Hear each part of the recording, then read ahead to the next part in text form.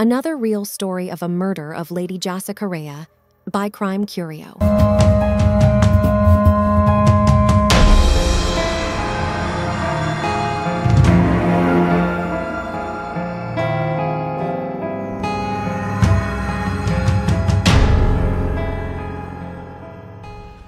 The worst creature of the world which is produced by the god is humans. They kill their own member, which never be killed by other species on this earth. Here is another example of Jassy Correia. Jassy Correia was born in Praia, the capital and largest city of Cabo Verde.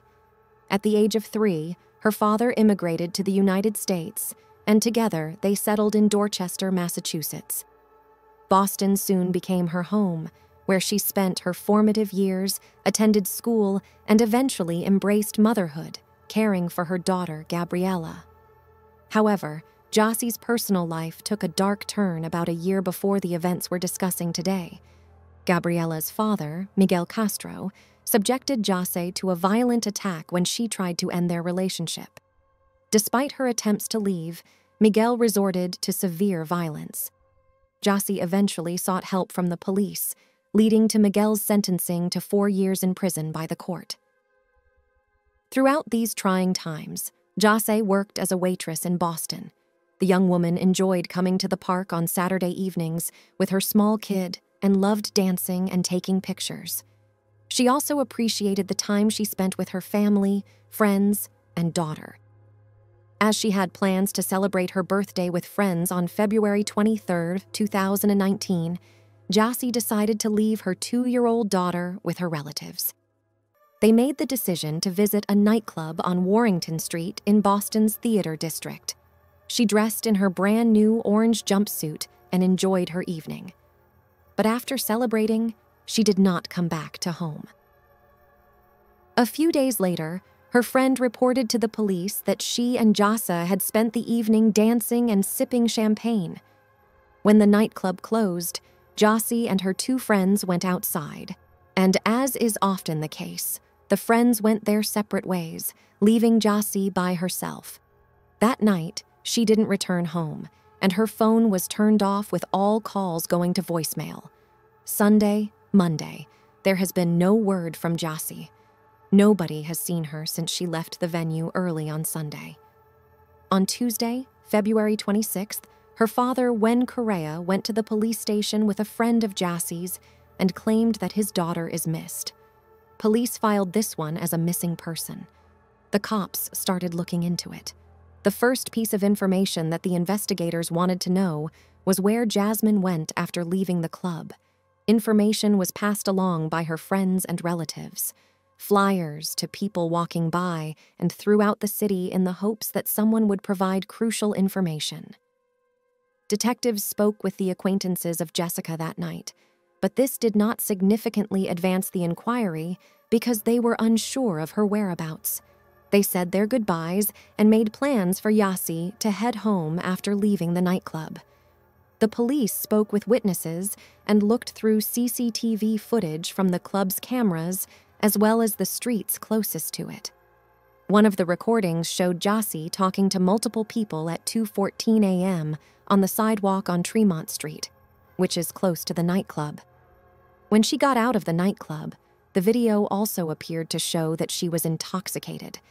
The young woman entered the wrong Uber by mistake, and the driver became upset. He shoved her out of the car, but what happened next caught the attention of the investigators. She continued to argue with the driver after being forced out of the car, and at that point, an unidentified man approached her and offered to take his hand. In this video, which shows them standing on the sidewalk and the man pulling Jass toward him while holding her hands, you can see that he pulled her aside a little and they began talking about something. It's possible that she wanted to leave, but he wouldn't let go of her hands. After a closer look at the CCTV footage, it became clear that Jassy had left the area with the man knowing exactly how this story would end. She had fallen victim to a predator who had chosen to take advantage of the circumstances. The next video captured by the cameras reveals that Jassy leaped on the man's back and he carried her to his car. After 14 minutes, the police had to find out a lot of information about this man, including his name and address. Fortunately, they were able to quickly ascertain that the man Jassy was with was 32-year-old Lewis Coleman, who had grown up in a stable family, had a master's degree in physics, and had no criminal record. There was no record in the police database indicating that L.S. Coleman possessed any car. Nevertheless, Coleman placed Jassy Correia in his mother's red 2016 Buick, which was owned by his Californian mother. The police and Jason's family were confirmed in their worst fears by CCTV cameras inside and outside the building. Coleman lived in Providence, Rhode Island, about 50 miles from the venue nightclub. It took about an hour to drive from the venue club to Coleman's apartment in Providence, indicating that he must have stopped somewhere because he returned to his apartment on Sunday.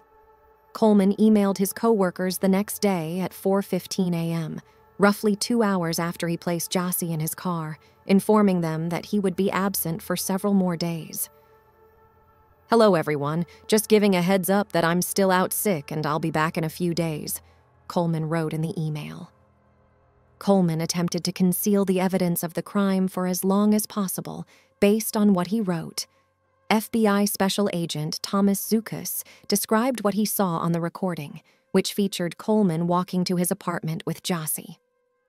A little while later, Coleman left the red sedan and made his way to the front of the building while carrying a body with long hair and orange pants. I think this video captures Coleman escorting the victim inside his apartment building. Zucaya claimed that footage taken from the building's lobby indicates that this happened at approximately 4:27 a.m. On Tuesday, February 26th, the day Jassy's father reported her missing to the police, Coleman entered the building with a woman in his arms. He then entered the elevator and went to the 6th floor, where he found Jass unconscious or dead.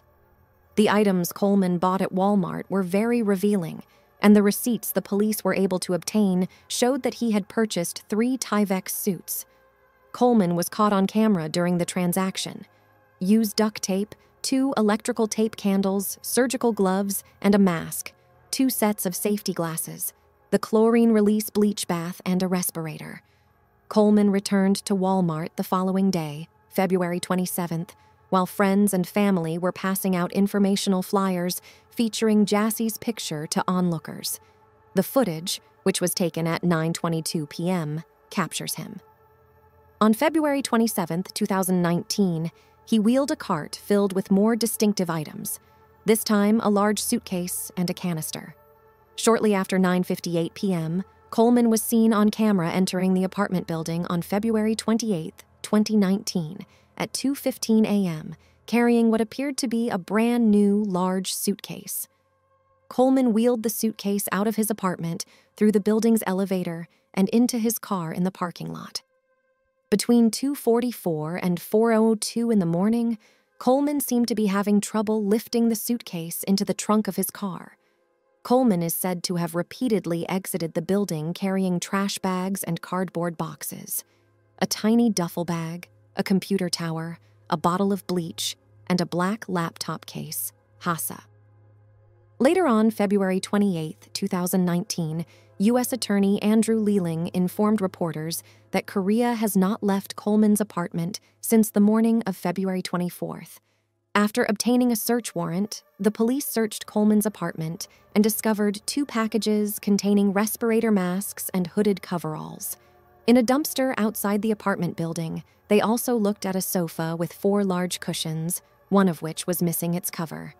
They also discovered white trash bags there, a box of empty baking soda, men's jeans with bleach stains, belt, and white nylon hooded cover, all contained in a bag.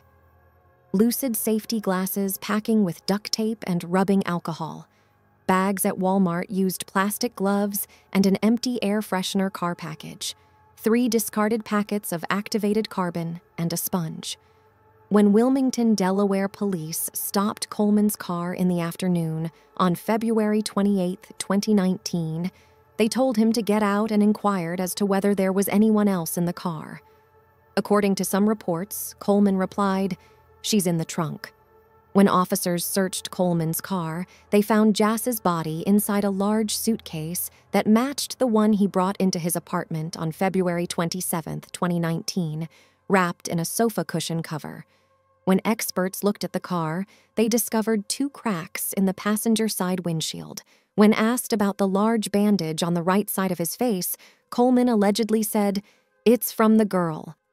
During the forensic examination, the experts determined that Jassy died from strangulation and blunt force trauma. This gave the police reason to believe that the man attacked Jassy in his car. Coleman was arrested and taken to a Delaware State Police barracks. Additionally, they discovered seminal fluid on her body. Coleman's DNA samples matched hers, according to prosecutors.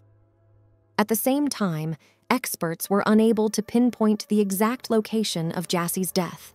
It could have occurred in the car or in her apartment. The loss of Jassy's mother was a devastating blow to her family, and the fact that her 2-year-old daughter had also lost her mother was equally upsetting. Boston police officers visited the Correia family and pledged to bring justice to Jassy, as is customary in these situations. March 9, 2019, a Saturday morning, grieving family and community members gathered at St. Peter's Parish in Dorchester to bid farewell to Jassy Correia. Some loved ones wore nothing but white. Some, however, wore sweatshirts and shirts with pins through them that bore justice for Jassy's face, along with the words, "As a family, as friends, as a community." Their relatives Walsh declared that no family should ever experience what the Jass family did. There were over 200 people in the church when Jassy Correia's father thanked them.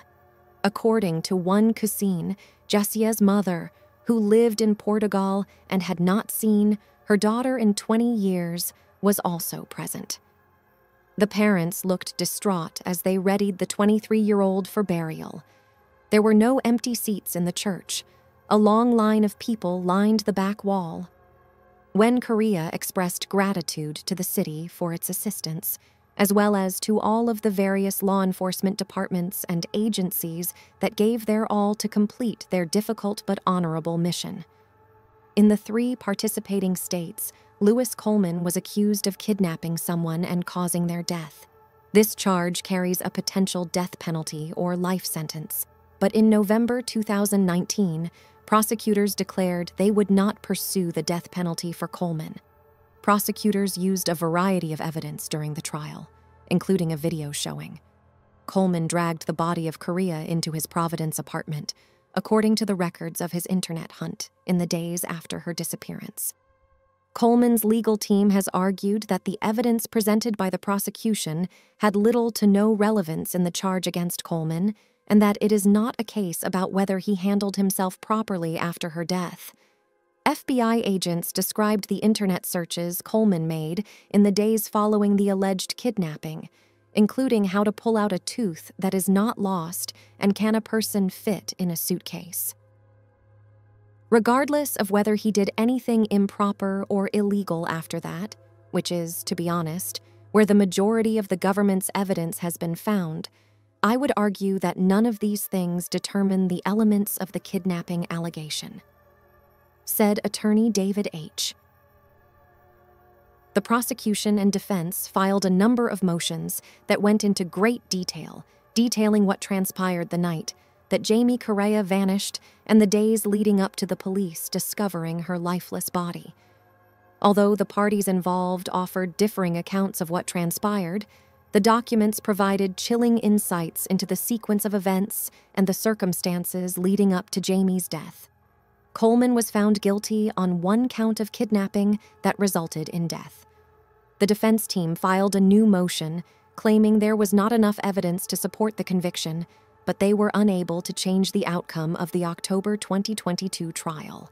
Lewis Coleman, 36, was sentenced to life in prison without the possibility of parole for kidnapping and killing Jassy Correia. The court also mandated that he compensate her family with roughly $60,000. The pain and suffering that night was inflicted upon Jassy Correia by Lewis Coleman, a complete stranger who kidnapped, raped, and strangled her to death. Jassy Correia was a bright and beautiful 22-year-old mother of a toddler daughter. Household her dad and mother her brother and many more, Lewis Coleman lost his right to live freely in society due to his depravity and his horrifying disregard for Miss Correia's life, and every day since February 24, 2019, will never be relieved by this sentence, according to a statement from First Assistant U.S. Attorney Joshua Levy. Lewis Coleman has not expressed regret for killing Miss Correia, 22, after luring her into his car, sexually abusing her, and killing her without thinking twice. Life in prison is a just punishment for him for planning to hide the assault and murder he just committed. It is still unknown where Lewis Coleman was taking Jassy's body and what he planned to do with it, according to a statement from Levy. This video is based on true crime stories and facts from reliable sources. If you are interested in crime stories, mystery stories, or crime documentaries, please subscribe to our channel Crime Curio and hit the bell icon to get notified of our latest videos. We upload new videos every week on various topics related to crime, mystery, and justice. Thank you for watching this video, and please leave a comment below to share your thoughts on this case. And don't forget to like, share, and subscribe to our channel for more videos like this. See you next time.